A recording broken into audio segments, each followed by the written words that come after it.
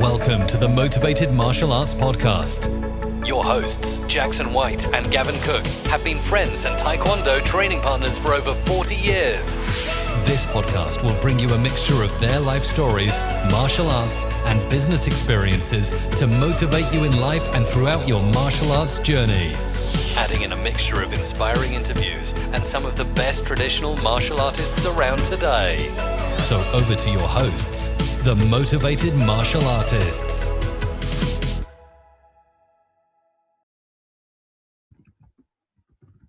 Welcome to the Motivated Martial Artists Podcast with me, Gavin Cook. And me, Jackson White. And today we've got Clayton Maxcy on the line. So Clayton is a youngster, a young American who works for the SKILLZ Corporation and does loads of children's martial arts stuff over in the US. So we met Clayton briefly before lockdown when we were over in the States, and we've been trying to persuade him to get him on the podcast ever since. So great to have you on the show today, young man. Thank you very much for having me, guys. It's a definite honor. I've been waiting to get on here for sure. Yeah, good.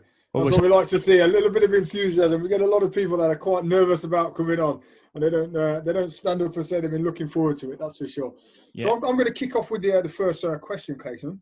So just give our listeners a bit of an insight into your backstory, where you grew up, where you did your schooling, and eventually how you got into martial arts. Absolutely. So for me, I grew up as a young kid, and obviously, well, you guys can't see me on this, but I was rather small for my age, just like Melody when she was growing up. And, I started off very young, moving around from different places with my dad because I grew up in a single family household. So it was a little bit different for me because I never really had like a mother figure, I guess, to really idolize. And I guess that's kind of where I started to lose a little bit of my discipline, I guess you could say, because as I was growing up, I was that kid in school that would get in trouble, I would say, a lot. I remember one specific time in, I think it was third grade, my teacher took my DS from me, which is like my little gaming thing that I used to carry around. And I brought two of those for my kids when they were younger. Yeah, and for me as a kid, like, that was like my thing. Like, I loved it. And she took it and she like put it in her desk all the way up at the very front. And I got mad at her. So what I did was I pretty much basically what happened was she like took it and she hit it. And as a kid, I was like, no, I need that back. So during class, she went up to the whiteboard and she started writing stuff on the whiteboard. So I dropped down on my hands and knees and I crawled under all of the tables and desks and chairs so she wouldn't see me. I snuck into her desk, pulled it out, grabbed my DS, and I stole it back from her until I think it was the end of the day. And then at the end of the day, she goes over to her desk and she pulls it open. She looks inside to give me back my DS and she's like, well, where is it? And by that time, I knew I was caught. I was like, oh, geez, she knows what's going on. So in my head, I thought I had a good plan. I dropped down and I hid so she couldn't see me anymore until the bell rang. And then I darted out of class. And that was my very first time getting a phone call home to my dad. And believe me, it wasn't even a phone call home because he was picking me up in the car that day. So literally, I ran out to the car. And as I'm getting out to the car, he's on the phone like this, hangs up the phone, and then I get in the car and yeah, let's just say the big question is though is Clayton, did you manage to complete the level on Mario? I did end up completing the level on Mario. But yeah, that was my first real experience with getting in trouble. And after that, I went through the rest of the grades, and I still had trouble, every now and then. Nothing really that bad, but I was still that kid that was, losing focus, never really paid attention in classes. And, that's kind of where I think my dad got the idea for martial arts. And, that's where my journey kind of began. One day we were, playing football out in the yard, and then all of a sudden we were, going to get some pub subs. That's our thing down here, public subs that we have. And we went over to get it, and in the Publix that's right next door from on the mat where I'm at right now, we walked by, and it was all closed down. So we looked inside, we saw all the bags and the mats and all the cool stuff, and he was like, you want to give it a try? I was like, sure. Not even knowing that he was getting me in it for the purpose of discipline and focus and being able to control all the things that I was doing. So that was really cool. So what age were you, Clayton, when you joined? Oh, geez. I was 8 years old when I first started martial arts. So I jumped in at 8 years old. Yeah, that was still before I think even the skills program was even a thing. This is back when Future Kids was, I think, the program of the day. So this is really when I first met Melody. So it was really cool because we didn't even know that I was going to get a female role model, which was something that I was actually needing because not having a mom growing up was kind of something that I was really missing. So I went in for my first pre-evaluation, and I still remember I came in with like a Notre Dame shirt, which is like a college football team shirt that we had on, and just shorts, like baggy shorts. And I came in, did my first martial arts lesson with her, and then I got thrown in with all like the big kids. And I was like, oh, geez, this is real. So we went through our first lesson, and I ended up really enjoying it because for me, I mean, I played football, I'd done basketball, and I've done. Is that football or is that soccer? Oh, sorry, American football. American football. Okay, cool. Yep, so I've done American football, I've done basketball, and I liked all of those sports, but there was always just, something missing because we would always stop. At the end of the season, you would stop and you wouldn't keep going. So martial arts was something that was really cool because it was never ending. It was always giving me, I guess, something to work towards and a goal to try to achieve. And for me, that's something that I needed. Not even really the goals, but the structure, I guess, that I was given as a kid really started to help me be able to refocus what I was doing. And as I got into middle school, I could really start to see the effects of martial arts. It was really cool. Instead of getting average grades like, I guess, A's and like C's and B's. I don't know what you guys get over there, but lower grades. If you're talking about me, it's D's and E's. And F's. Mainly F's for Gavin. Yeah, middle school, I finally was able to pull it around, and I was getting, Dean's List and honor roll and stuff like that, and I could really start to see just a big change in my overall focus. And that was a really cool thing for me because I always went from, I don't like school and it's too hard for me and it's difficult and I don't like all these things, to in middle school I was like, oh, well, this is easy, I can do all this. And I was getting in this different level of focus and excitement when I was being able to achieve my goals. Yeah, so but you're absolutely right. I mean, I think once you get into martial arts, because I mean we talk about this a lot on the podcast. The thing is with martial arts, you're overcoming a lot of obstacles continually, and you're getting used to failing a lot, aren't you? Because you do fail. You're constantly failing, and you're constantly learning all the time. So go back to that right at the very beginning. Then, so obviously you just like I say you started your martial arts journey. Yeah. Was there any time after maybe the year, because it's like the first year is quite hard, isn't it? When you first get into martial arts as a kid, the first couple of years is quite difficult. Did you ever want to quit during those times? Or was you still a little bit disruptive, I suppose, at that age? What sort of age would you say you started to really? I know Jackson calls it the awakening, where you get that time where you actually think, I'm getting quite good at this, and then you really start to enjoy it, don't you? Absolutely. For me, I think that was more so when I was around 14 to 15. That's when I really started to have that phase. But more so from the beginning, there was definitely times that there was one specific time that I really wasn't sure if I was going to continue martial arts. And it was at my brown belt testing. So I think it was about maybe a year and a half, 2 years into my training. So I was getting up there, and as you guys know, we have the 8 skills that we always work on. So I got to all 8 skills at my brown belt test, and I got to the very end. And the very end is our vision word, which is our character development word, which we're given each cycle so that we can learn a different part of character to work on. So that cycle, we were working on charisma, and we were trying to remember the definition and what charisma meant for the cycle. So I was up for my brown belt test, and like I was saying, I was getting up in front of Melody for our character development word. So I got up there, I got to my ready position, and she asked me, she was like, what's your word for the cycle? And I froze. I froze. Everything up to that point was super smooth. I was doing great. And then I hit that point, and I just couldn't remember for the life of me. And that's where, for about 5 minutes, I stood, not being able to remember my word until Melody told me to sit back down. So at that point, I wasn't sure what was going on. And then after the testing, I didn't get my belt. And Melody walked up to me and my dad and my grandma at that time. And she was like, unfortunately, you weren't able to pass because you weren't able to get your word. And for me, I was heartbroken because up to that point, like I had done everything. I was crushing martial arts. I was doing my best, and I had never failed a test or even really done that bad on it. And then just for getting that one thing, I had completely failed, and I was just like heartbroken. So I ended up going home, and I had it out with my dad. I was telling him I don't want to do this anymore. I hate this. It's the worst thing ever. And that's where being a dad comes in, because that's what he was at that point. He was like, if you quit now, when you fail at this challenge and you never, go back and try again, you're going to regret it, because you're going to look back one day and you're going to think, what could I have done better, or how could I have gotten that belt? Because it's going to be something that eventually you're going to want. And luckily, I listened, because I went back and I talked to Melody, and luckily she gave me a second chance to do a retest. So from there, retested, was able to nail down the word at the end, and I got my belt. But that was, for me, that was my point where I was like, ooh, I'm not sure if this is really going to be sticking it for me, if I was really going to continue. But thanks to my dad, I was able to continue and push forward. It's quite a defining moment, I think, failing a grading. And I think you can only experience it, obviously, if it's ever happened to you, and it's happened to myself and Jackson. Only once, same as you probably. Yep. And I know I certainly said to myself, I am never, ever going to fail anything again after that.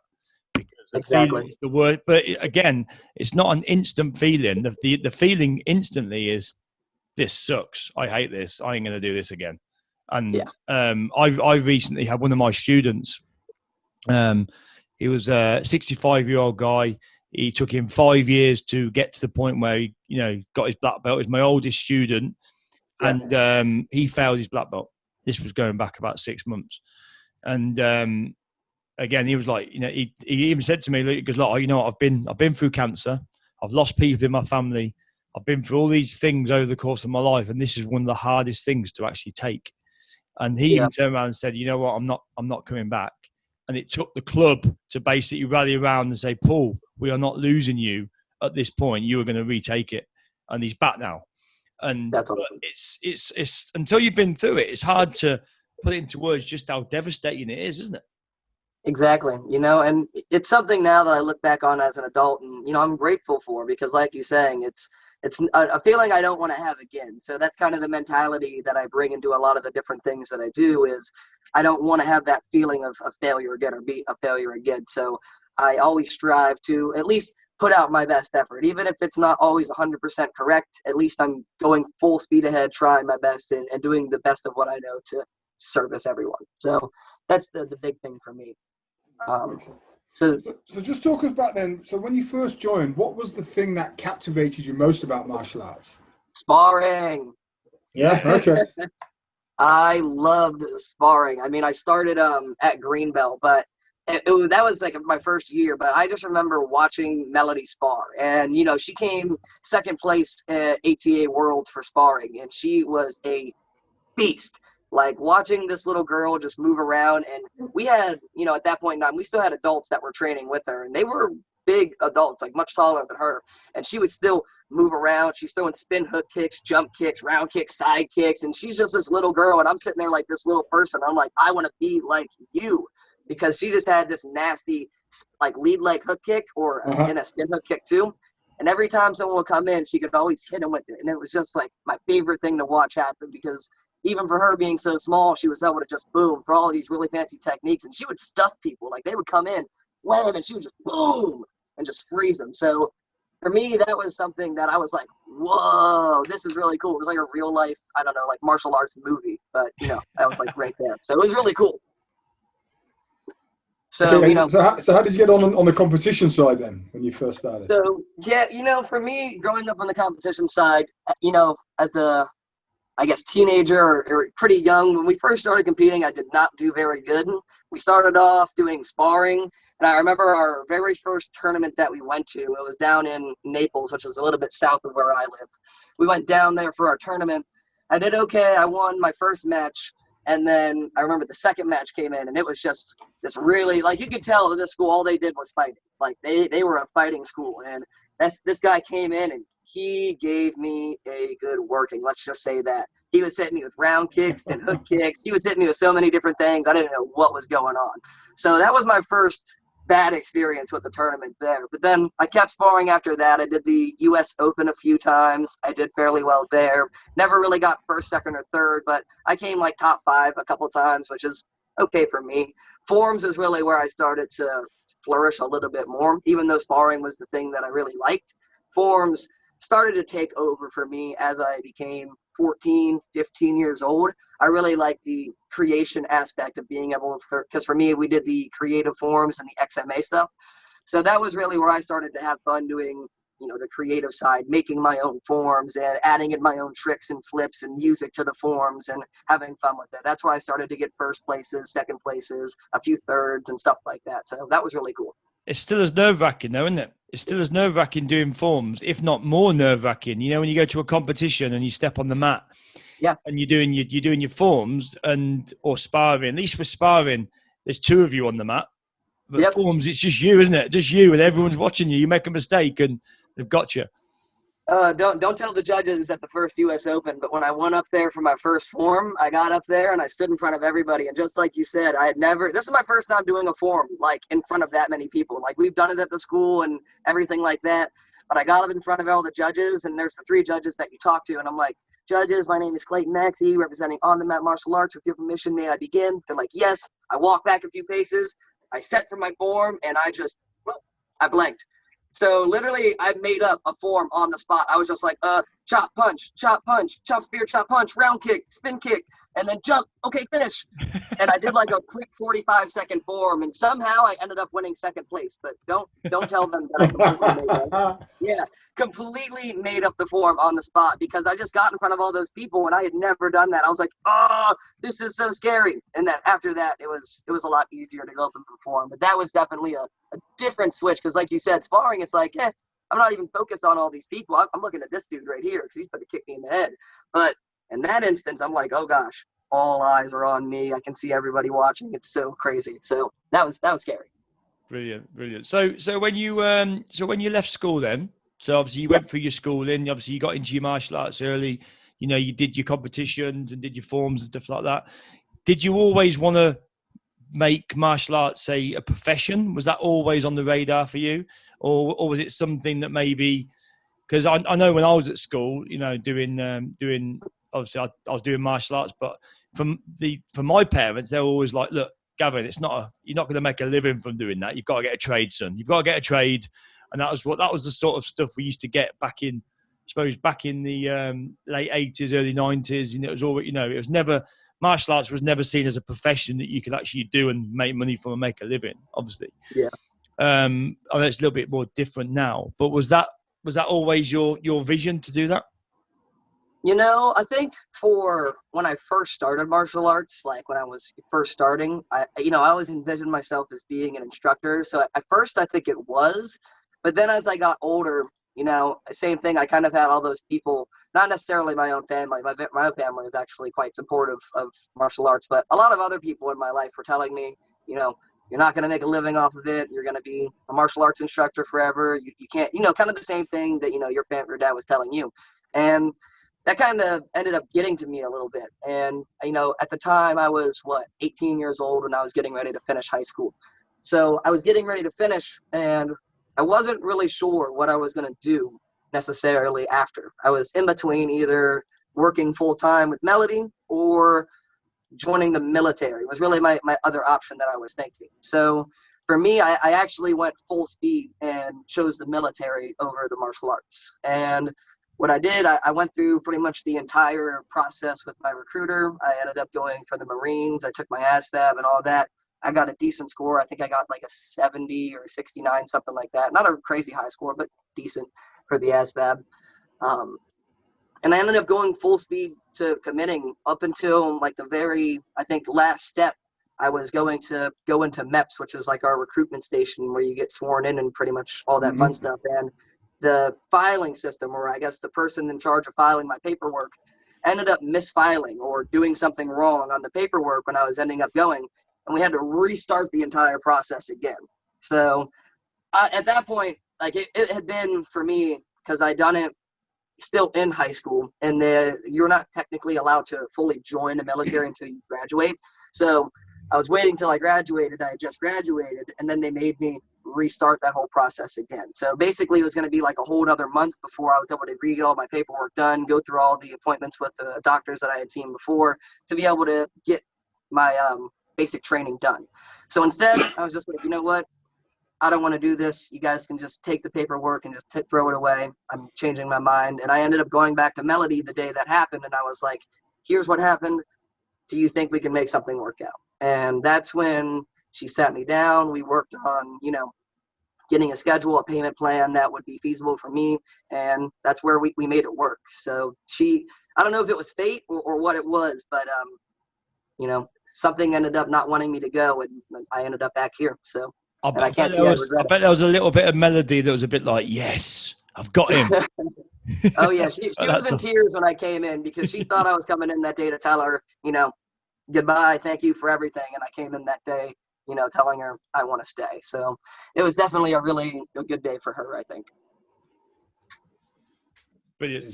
So you came back then. So you started working with Melody. What sort of things did you start teaching? What did Melody get you doing? Was it a bit like the sort of T-boy? Were you the T-boy at the beginning, or did she get you doing proper stuff? I was the low man on the totem pole because we had at that point in time. You guys have met Andrew, so we had Andrew on the map, and then we had another instructor. Her name was Stephanie. And she was another 5th degree black belt. She was from another school down in South Florida that we ended up getting. And they're both, as you guys know, Andrew's a phenomenal martial artist, and so is Stephanie. So they were both. Stephanie's on a lot of the videos, isn't she? She's on a lot of the skill stuff. You've probably seen her on a lot of videos. Girl with a mohawk, really big one. Yeah, she's fantastic. So she was an amazing instructor, and she was one of the people who was honestly very nitpicky of me, which I really appreciated because for me, I feel as if as I started to, get to 18, 19, I started to get in my head, I'm really good at this. Like, martial arts is my thing. And I stopped really putting my full on into training. And I didn't train as hard. And when Stephanie was there, she was the person that really, I guess, helped reroute my brain and got me back into training. Like, I remember doing basics with her for hours, just throwing side kicks and throwing punches and blocks and just working basics because she would look at my basics and she was like, they're good, but they can always be better. And that was something that, again, inspired me because I was like, well, I do want to be better. I always want to improve myself. So working with her and practicing my basics and sharpening up those skills was really, really cool. So, watching those two as my instructors, I was kind of like, their assistant. Whatever they needed, I would go get it. I would grab it. If, there was a line that needed to be held for, I would hold for the line. If they needed to throw somebody around, I got thrown around. So it was all the cool stuff. I was, the demonstrator for everything, and I was their assistant pretty much. And that's where I got to learn a lot of the different skills that I use today. Okay, so on the skills front then, so just sort of talk through our listeners. I know obviously we've got a lot of skills members that listen to this podcast, and a lot of the skills members see you regularly on your Wednesday teaching tip every week, and obviously, I know you're quite big on the forums and stuff like that. So just tell the listeners, what a little bit more about skills and how the skills system works. So on the mat. Absolutely, yeah. I mean, skills for on the mat, we don't think of it like, traditional martial arts. It's child psychology where we're using martial arts as our vessel. So we're training the kids to become the best versions of themselves. And the way we do that is by taking martial arts as the vessel to get there. And that's pretty much our mantra for everybody that comes in the door. So basically, the skills program is a age-specific martial arts program that's broken down from 3 to 4, 5 to 6, 7 to 9, 10 to 14-year-olds. And it's done that way so that you can specifically target those age groups and the way that they develop within them. Because as you guys know, 3 to 4-year-olds develop vastly different than 5 to 6-year-olds. And those 5 to 6-year-olds are definitely different than your 7 to 9-year-olds. And those 7 to 9-year-olds are crazy different from your 10 to 14-year-olds. So, going back, it never really happened for me. I never experienced, combination classes where it was 3 to, 9-year-olds or 3 to 7-year-olds in a class, because I've always been with Melody, so it's been broken down. But I've been in schools where they still have that, and I've seen how it, can work. I'm not saying that it's not possible for it to work. Like, it's definitely simple, but breaking it down when you have those 3 to 4 year olds all broken down in a class, and you can specifically target their stages of development where you're not having to worry about how these 5 and 6 year olds will be thinking it's too easy for them, or they're developing at a different rate. So in that class, I can solely focus on them. And then in the next program, I can solely focus on my 5 and 6 year olds. And it allows me as an instructor to be less stressed, I feel, on the mat, because I'm not constantly having to juggle, well, okay, this kid is developing like this, so his core muscles aren't at the same rate as Johnny over here, who's 6 years old. His core muscles are fully developed, so he can do all these things. And, okay, I got to alter the drill for Johnny, and, okay, not alter the drill for this guy. And it's a lot of back and forth, I feel, for my brain. So, at that point on. Sorry to interrupt. Yeah, no, sorry, I was going to say, but I think the word stress hits the nail right on the head. Do you not agree, Jackie? Because it is. Most definitely. When you're there and you've got a couple of kids that are, that's just almost, you're teaching one group and you look out the corner of your eye and you got kids in the other that they're totally bored. You can tell they're bored because it's just not doing anything for them. And exactly. It's quite stressful for an instructor, especially if you're on a period where you're on your own. It's not so bad if there's 2 of you. You can say, well, Rebecca, you go and look after those guys and take them through their forms or whatever. But if you're on your own and you're trying to keep the class and keep the energy high in that room, it's quite difficult. It's challenging. Yeah, very challenging. Exactly. Yeah, it's definitely tough. So that's where I like it, because it helps me be able to break it all down and target those specific age groups. And then the best part about it is SKILLZ uses, game-based learning. So we target the things that kids already love to do, which is playing games. So we love to let them have fun. But instead of just using those games as games, we use them as tools for them to learn martial arts. So, we're playing games where, like Fruit Ninja. That's like one of my favorite games to play with the kids because it's something they play on their iPads. So we'll take different colored dodgeballs and we'll throw the fruit at them, and they got to punch and kick the different fruit out of the air. And then we'll throw like a block in the middle. And if they hit the block, that's like the bomb. And then they're out. So, to the parents, it looks like, oh my gosh, my kid's just punching and kicking pads. But really, intellectually, they're breaking down being able to only strike these targets. And when that block comes up, intellectually being able to hold and control themselves by not striking it. So it's actually inadvertently teaching them a skill for control, being able to hold back when they see that and not fully commit to those strikes when they don't have to. So it's really cool to have those underlying purposes in those games. And for me, that's also why I like it, is because now for me, I'm also developing a lot of the games on SKILLZ. So I get to sit down in my room at night and type out all these drills and kind of think about, well, how is this drill going to help this, skill? How are we going to target this and this skill and all these fun things? So it's kind of a really fun game of like Tetris for me, trying to put all the pieces together so that it fits. Yeah, and I think once you've started teaching like that, you would never want to go back and teach the old way, would you? Yeah, I mean, I wouldn't be able to tell you because it's always been the same for me. So, I'm not too sure. So, I mean, I guess that'd be a better question for you guys if you've started our Are you trying to say that we're old? Not at all. Go on. You could say it, the old timey days.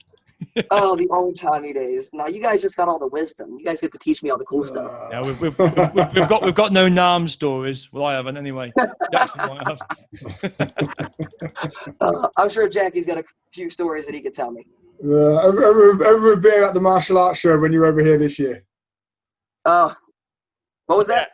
Yeah, so I suppose a good plug on that. Obviously, we've got the martial arts show in May, end of May this year. And I know last year Clayton and Mike and some of the SKILLZ guys were all lined up to come over. Yep.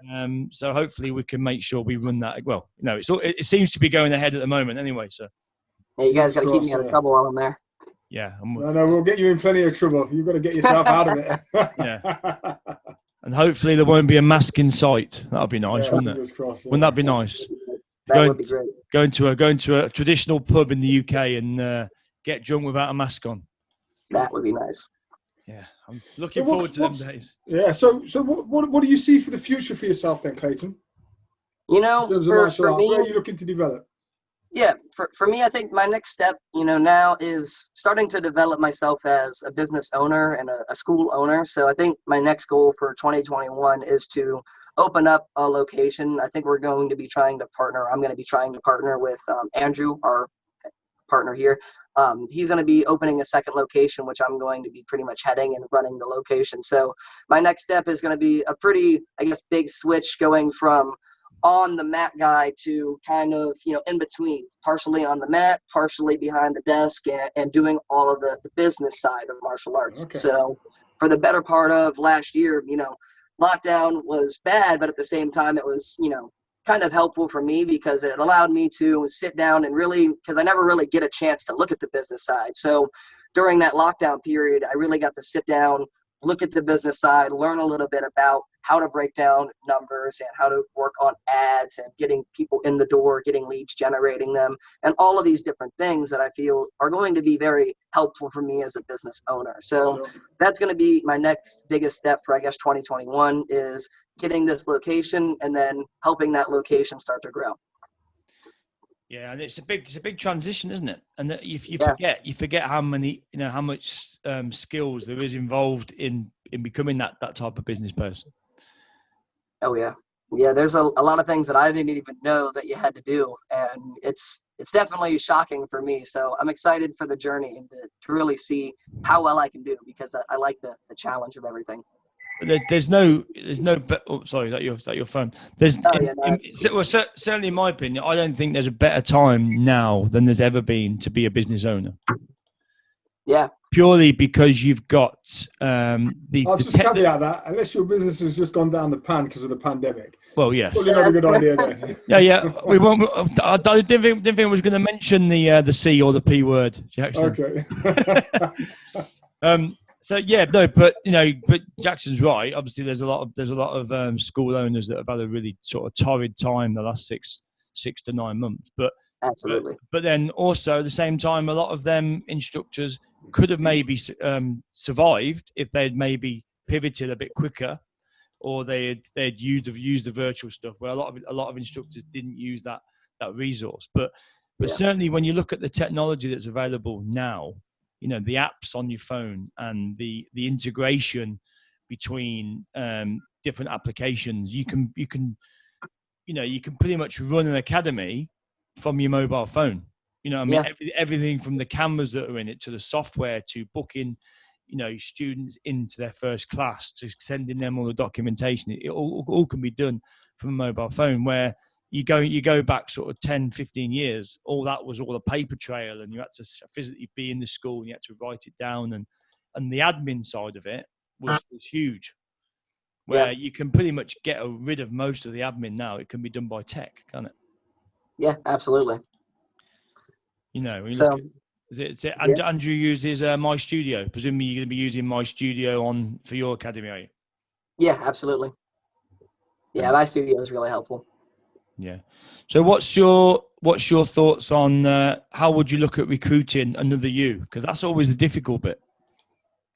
Yeah, that is definitely tough. And, for me, we have a couple kids in the works right now that are pretty phenomenal instructors that I've been working on. So for me, I'm planning on stealing those ones and bringing them to my location. You stealing Rebecca? Now, Andrew's actually going to keep Rebecca. She's going to be the head location for the other location. So she's going to actually get another big upgrade, and she's going to be a head instructor of that location. So I'm going to end up trying to steal Miss Georgia or Miss Abby, our other two phenomenal young ladies. They're both great instructors who are coming up. Basically, I'm just doing what I'm doing. I think, a lot of the kids nowadays, they learn through watching, like very visual learners. So, I mean, for me, demonstrating and allowing them to see how I teach, and then giving them the opportunity to get up there and do it, because that was the biggest thing for me with Melody. Like when I finally got my opportunity to teach, it was, my opportunity. She threw me into it and she let me go, whether it was good or whether it was bad. And that, I think, was the biggest thing for me, because it gave me confidence. And on the classes where I've definitely not ran my best, like I've had some pretty not so great classes, she would always be there to give me feedback and help me improve upon it. And that's where I started to, find myself as an instructor, develop my own style of teaching, and then start to really grow into the, what she calls me, the greatest children martial arts instructor, which I still think is her, but she likes to say that. But, that's really where I got it from, was watching all of these different phenomenal instructors and then being able to pull different things that they do into my own teaching and then make it my own. So I think for those kids that are, going to be taking my job, it's important for them to not only see me do it, but then also get up there and try it, and more importantly, most likely fail a few times before they're going to start learning and actually understanding how to really get their feet wet and go at it. Yeah, but it's great for the youngsters to see your journey. I mean, you are truly living the dream at the moment, aren't you? You know, you're there, you're in sunny St. Pete's, you're doing martial arts every day, you're doing what you love, you know, you're looking at building your own studio, you know, and you've got all those sort of dreams to come, you know. So I think, you know, you've done fantastically well, and obviously we watch a lot of your videos and your social presence, and you know, you can tell you come across really, really well. You know, you're sort of used to putting yourself out there, aren't you? Which is not easy. It's not easy. Yeah, it's definitely difficult, and that's something that I think was great about the SKILLZ program, is because it forced me to do that. Like for my black belt test, I remember my first one ever. That was like my scariest thing was public speaking, because that's what Melody makes you do when you pass her black belt test, is you have to get up in front of everybody and read a 500-word speech in front of all the people that are watching. So I've done that now 5 times, and I've gotten up in front of all these people and spoken, and I've done it in front of, you know, different martial arts instructors and different martial arts groups. So, you know, now at this point, I'm kind of just accustomed to being able to put myself out there. And, you know, I think the verbiage would be being comfortable, being uncomfortable, I think is the right wording there. Yep. Comfortable being uncomfortable. Yeah. Well, that's good, because we're going to have you on the stage at the martial arts show anyway. So you can regurgitate your speech. I love it. I'm okay with that. So in terms of martial arts then, Clayton, what motivates you to continue? Because obviously you've been doing martial arts since quite a young age, although you are still quite young, but it's been quite a number of years. So what motivates you? So for me, I just, you know, again, it's like the best part of martial arts is there's really never an end. Like, I'm sure you guys already know this because you're still training right now. There's never an end. Like for me, I'm just now discovering Krav Maga, and this is really, really cool. It's actually, Sharir, I don't know if you guys know him, but he does the ICCS. It's really close combat systems. I think he's more prominent in Europe, but he has a few USA schools. But we're actually going to be doing some stuff with him and working some Krav Maga stuff. So for me, we went down to our USA head location of the Krav stuff a few weeks ago, and we started working it and doing all these different, you know, takedowns and locks and maneuvers and all these just different things. And again, martial arts is taking me by surprise and just showed me just a whole different aspect of what martial arts can be, and just how you can take a lot of the same movements that I've already learned, but then manipulate them in different ways to do different things. And for me, that was just a whole new way of thinking, like, whoa, that's really, really cool. So, you know, that's, you know, the next thing is whatever the next style I'm going to be learning, or what's the next part that I can learn. There's always another step to the journey for me. So that's the best part about martial arts, is there's constantly a way to grow. And then after, you know, Krav Maga, I could dip into jiu-jitsu, or I could go into Kempo or judo. There's so many different avenues. It's not like you have to be stagnant in one single area. You can branch off and do all these different things. And I think that's really what being a martial artist is, to be honest. Yeah, and you don't have to be a hardcore competition fighter to get involved with these sort of things, do you? It's just about learning it, isn't it, for your own... Being a practitioner. Yeah, you know, just, you know, doing it and practicing, you know, these different styles. And I think having that open mindset to, you know, not saying my style is the best, and, you know, having that ego personality of, you know, wanting to love your style so much, which I can understand, but I feel like opening yourself up and being able to see all these different, you know, styles makes you more versatile as a martial artist. And really, you know, even if you're not, you know, super confident in every single one of them, you at least have a decent amount of knowledge in each one of them to feel confident or feel safe. Okay. So what advice would you give? I mean, we often ask, what advice would you give to a younger you? But you're pretty, like you say, you're still only 24, you're still a youngster. So what advice would you give to somebody, I suppose, just starting out on their martial arts journey? Just starting out. That's a good question. For someone just starting out, you know, I would say work on having fun throughout your journey, because a lot of what you're going to do, you're going to be training hard. But if you look at it like it's you know, I have to do this and I have to do that, and I have to do this and I have to do that, it's really going to start to wear on you. So I think the more that you can have fun with your training, make it fun for yourself. Even if you're sitting there doing, 100 punches on a bag, or you're doing 100 push-ups, find a way to make it more exciting, more fun for yourself. Find that personal joy in what you're doing, because when you can start to find that own personal way to push yourself through, it's really going to start to help you when you start to face other challenges down the road that could be harder for you. So, have fun with what you're doing, stay diligent to your training, and more importantly, take advice. That's the biggest thing that I think my generation can sometimes have trouble with, is take advice from people that are definitely wiser than you. Be able to go into a school and have somebody put you in an arm bar and, lock it up, and then tell you exactly how they did it, why they did it, and show you how. And don't have that personality of, oh, well, I'm the best because I know this or I know that. But be open to, everybody's style, open to everybody's teachings, and you're going to go extremely far. Yeah, we have a saying, don't we, Jackie? We say that if you're the smartest person in the room, or if you're the best person in the room, you're in the wrong room. I like that. I like that a lot. Find another room where you can start learning and growing again. Exactly. I like that a lot. That's a really good one. I'm going to write that down right now. Hey, you can't be nicking my quotes. We've trademarked that, I think. I'm telling it to my kids now. How dare you steal the quote that I quite rightly nicked? Oh, gosh. But listen, it's been great chatting to you today, Clayton. Thank you guys so much. It's been great chatting with you guys, and I really appreciate you guys having me on.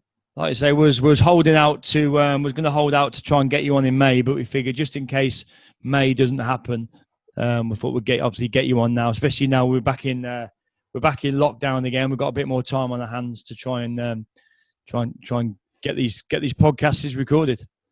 Yeah, absolutely. Well, again, I appreciate it, and I hope that we can get together in May, because that would really be awesome. I can't wait to be able to hang out with you guys and hear some great stories from you too.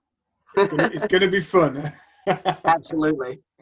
Okay then, Clayton. Thank you very much for your time. Thank you, guys. See you, buddy. Take care. Bye.